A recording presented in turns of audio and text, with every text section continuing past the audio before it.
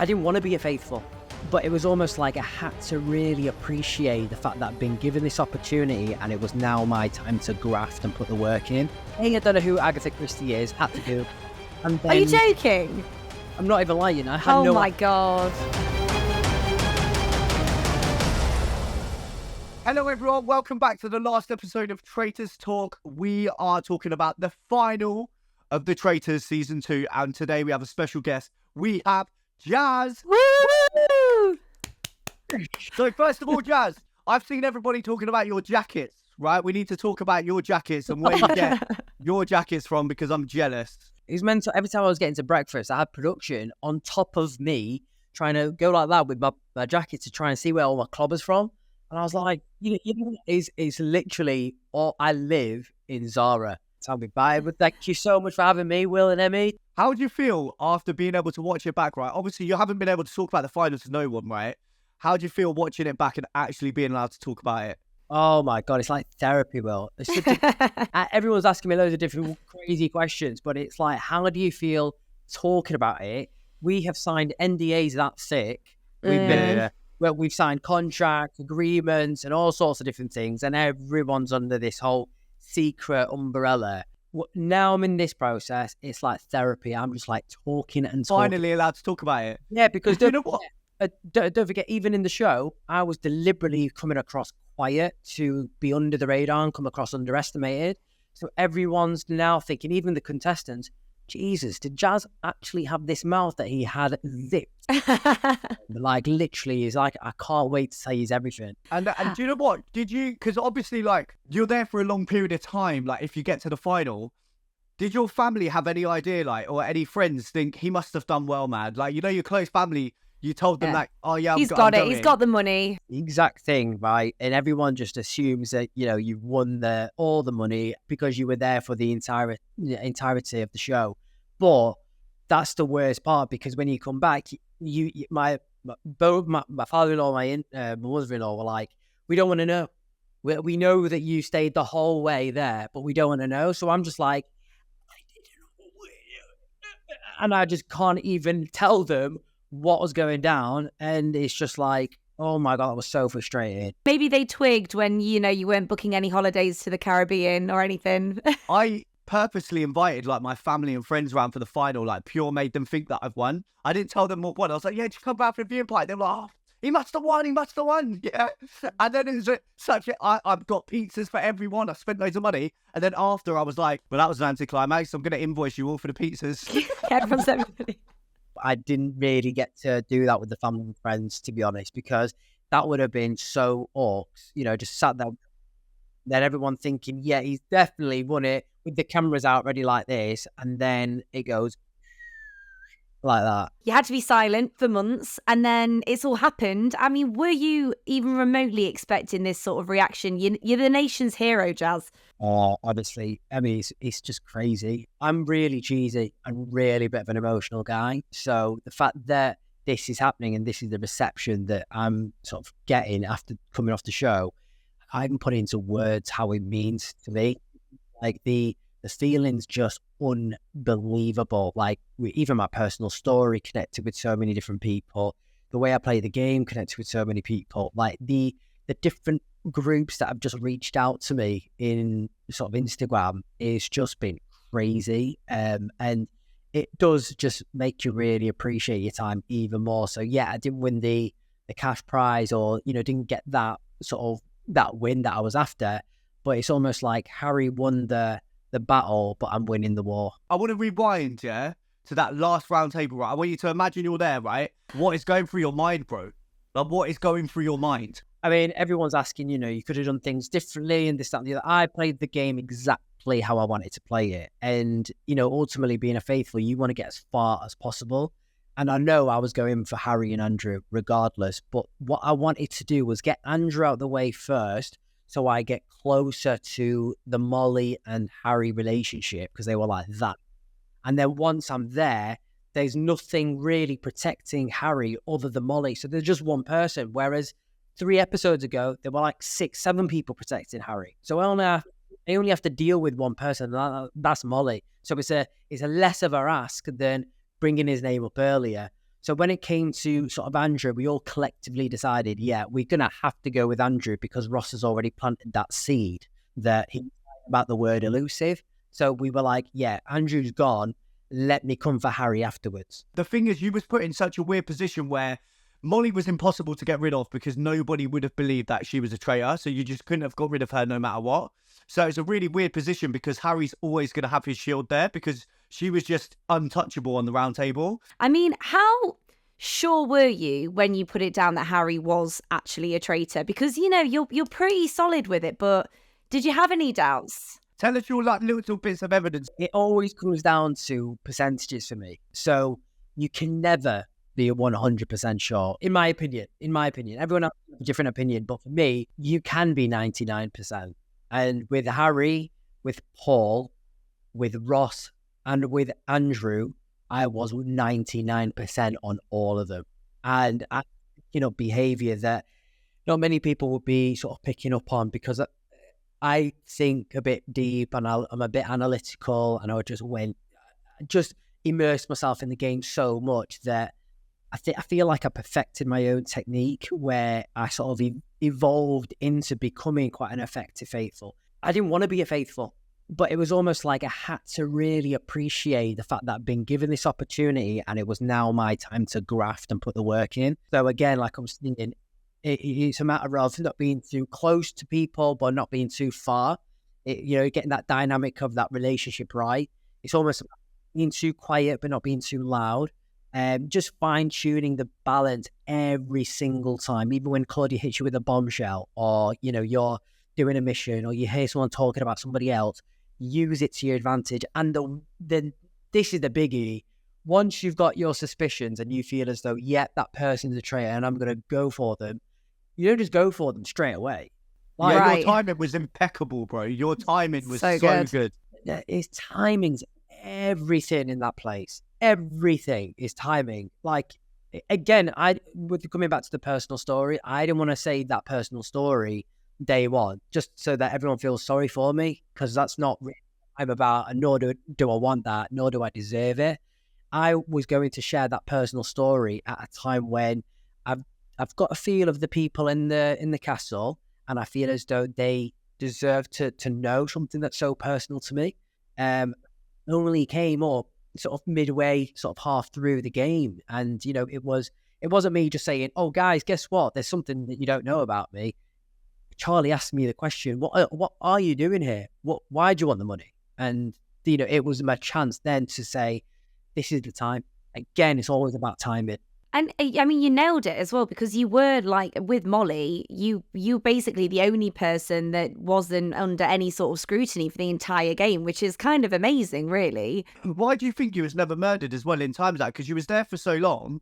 Like you're saying, you was untouchable, basically. Because he kept it to himself. He kept it a sneaky secret, Wilf. I know, but you was there for, like, they didn't murder him. He didn't get banished. He sort of just you perfectly played it to get to the end, like perfect. Big believer in the harder you work, the luckier you become. That's a fact, I think. And I was grafting at every single opportunity. That's point number one.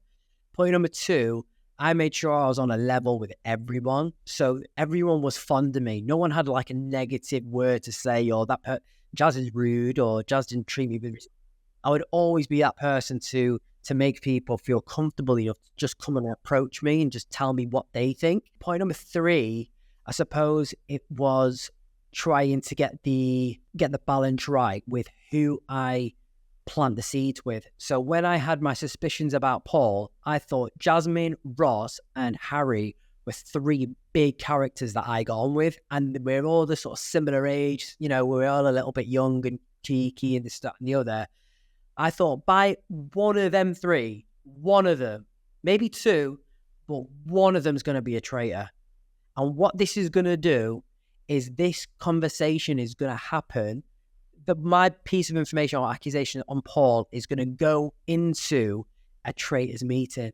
But without the risk, there's no reward. So I had to take the risk, had to take the gamble to tell one of them three, look, Paul is a traitor, and that's all I'm saying. And if I'm not murdered. So I was planting a seed in them that one of them's going to tell Paul. Paul's going to bide me more time in this place, because that was so clever, bro. So clever. Then I don't know if you heard the bit where Paul brings my name up, or I actually bring Paul's name up at one of the round table. I flirt with him at the round table. I actually say, I don't think you're 100% a traitor, but hopefully we get more time to spend in the castle. My concerns might go away, implying I know you are a traitor, right? Just keep me in. You made me laugh at the round table. There was one bit where somebody was a bit sus of you, right? And they were like, yeah, do you want to defend yourself? He was like, no, that's all right. He was like, no, that's all right. And they were like, oh, all right then. It was brilliant. I loved it. Literally, mate, I had to just rattle them a bit because it was Paul that just was sticking it on me, and he was sticking it on me in a way where I wasn't expecting it either, because we were literally we were in the bar talking about his missus and his son and like where he lives and how we're just going to do things together. And then we go into that round table and he's bringing my name up, talking about my behaviour's changed. That was a red alarm. Like, that was a red flag. And I genuinely thought, you're bringing my name up, and the evidence to it can't be substantiated, meaning it can't be, there's no concrete evidence. So I'm not going to waste my breath, time, energy, and effort on responding to you. I'm just going to shut it off, shut it down, and say, no, that's it. The thing is, everyone was rattled with that. And the thing is, because you knew he was a traitor, right? He wanted to try and get rid of you round the round table because he didn't want to murder you because it looked too bait. So that's why he was trying to do it. And then if you was just like, yeah, whatever, like, it just takes away that whole argument, and everyone's like, oh, let's move on then. But plus, if you start defending yourself so out of desperation, people can start jumping on your points that you're trying to defend yourself with, because everything's a double-edged sword. So if you don't give people anything to jump on, what are they going to jump on? So like you said, Will, they shut it off, moved on, next question. I want to know a bit more about the behind the scenes of that final round table, because obviously we saw that Mollie was the last man standing to decide, and it didn't. And she was so torn. Like, she wrote your name, she wrote Harry's name, she was crossing them out. I mean, how long were you actually there for with Mollie deciding? And what was the first thing? When was the first time you saw her after that, and you both knew it was Harry and it was all over? And can you tell me a little bit about that interaction? Yeah, of course. I mean, that whole process goes on for longer than you think, to be honest. Yeah. Like, being at the round table and whatnot. And obviously you see a very condensed version of what actually happens. In terms of Mollie, and when we saw each other, she obviously reached out to me afterwards and, apologised and, just sent me sort of messages to say that she's devastated with... Oh. And, it was just nice for her to reach out to me, just to sort of say what she needed to say. I rate that. I rate that type of behaviour.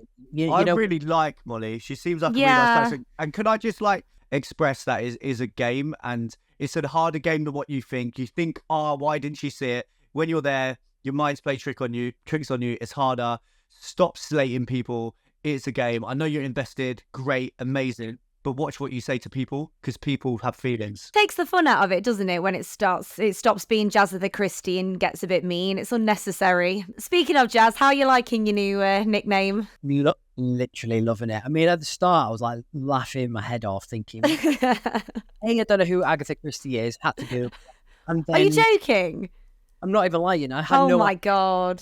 And I had to Google who that person is. Realise it's some woman who solved 66 plus detective cases. A minute, what's the correlation? And I'm just thinking, oh my God, like, people are messaging me now saying that they want this new detective series. They want me to go on and be a judge and work out which cases are right and wrong. And I'm just thinking, right, it was a joke at the start, but now it's actually getting deadly serious. Like, I'm actually willing to actually do it. So you should start, what's it called, man? You should start a blog, Traitors blog.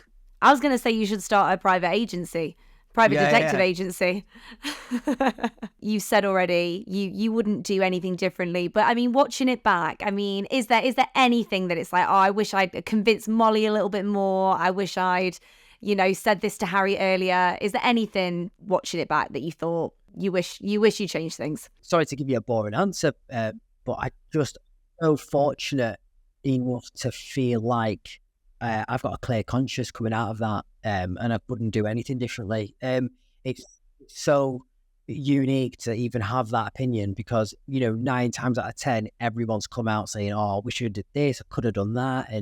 But it's all relative and it's all within the time that you're in there. And it's so difficult to be like, obviously hindsight and all the rest of it. But I just wanted to make it as far as possible. That was my goal. And to be honest, this is bizarre, but I sat with Claudia, and when I first met her, and she said, what do you want to be? And when you pitch, I want to be a traitor. She asked me, how much of that money do you want? And I said, I want all of that money. That was my first. I want all of the money. I don't want to be sharing it or splitting it with anyone. Then we fast forward to the final, and ultimately I'm sat there with Claudia, and she asks me the same question, but she asked me in a different way. Who do you want to be stood there with or next to with the money? And I actually said it again, forgetting what I said in the first episode, because obviously so much happens. And I said, nobody. I actually don't trust anyone, and nor do I have any ambitions to trust anyone. I just want to be stood there on my own with that money. So it's almost like I was telling the universe, with respect, either I have it all or I don't want it at all. Well, I mean, you absolutely nailed it. King of the Faithfuls. You could not have done more. So yeah, round of applause. Thanks. Good job. Thank you so much for joining Wilf and I for the finale of Traitors Talk. We hope you've enjoyed it as much as we have. Obviously, join us next year for Series 3. Who knows? You know what, Wilf? Maybe I'll be on it. Maybe I'll apply. Do it. I'll join the Traitors as a traitor. Yeah, there we go. In the meantime, let us know what you thought about the finale. Leave all your comments. We love reading them. And head over to hellomagazine.com for more news. And we will see you next time. Bye. Bye, everyone.